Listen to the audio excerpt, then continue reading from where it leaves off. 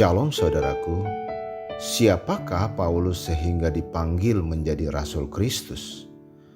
Saudaraku, Rasul Paulus adalah rasul yang sangat luar biasa di dalam pelayanannya, terutama kepada bangsa-bangsa bukan Yahudi.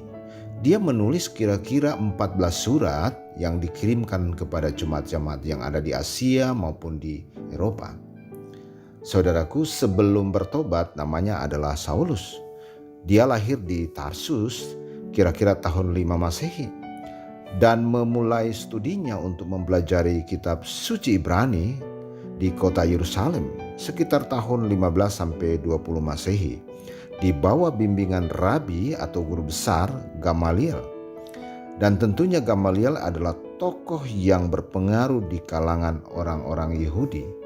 Saudaraku, Gamaliel sendiri adalah sosok yang berpengaruh dan dia masuk di dalam anggota Sanhedrin atau sekarang ini namanya Mahkamah Agama. Saudaraku, Saulus sendiri adalah golongan Farisi yang sangat keras. Dan siapakah golongan Farisi itu? Saudara, kata Farisi berasal dari bahasa Ibrani, yaitu perusin dari kata perus yang berarti penjelasan. Nah, dalam kitab Daniel pasal yang kelima 21, kaum Farisi tergantung waktunya adalah sebuah partai politik, sebuah gerakan sosial, dan belakangan sebuah aliran pemikiran di antara orang-orang Yahudi yang berkembang pada masa Bait Suci kedua, yaitu tahun 536 sebelum Masehi sampai tahun 70 Masehi. Setelah dihancurkan Bait Suci kedua, sekte Farisi dibentuk kembali sebagai Yudaism Rabbanik. Dan pada zaman Yesus, saudaraku, kaum Farisi digambarkan sebagai penganut dan penegak hukum Taurat yang sangat teliti. Nah, mereka punya sinagog, di mana sinagog ini mereka belajar tentang firman Tuhan, Taurat, menelaah, sehingga mereka betul-betul sangat teliti di dalam melakukan segala sesuatu yang terkait dengan hukum Taurat. Nah, sekali lagi Saulus adalah penegak hukum Taurat yang sangat-sangat teliti, sangat luar biasa.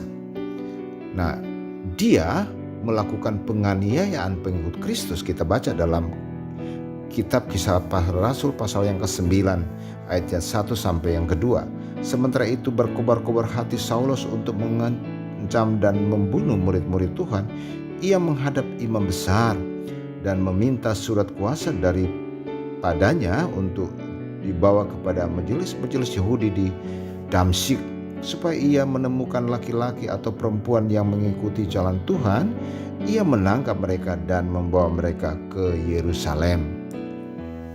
Nah, saudaraku, sekali lagi Saulus adalah sosok yang sangat keras dan tegas menjalankan hukum, Dia mengawal hukum Taurat tanpa cacat, ini penting.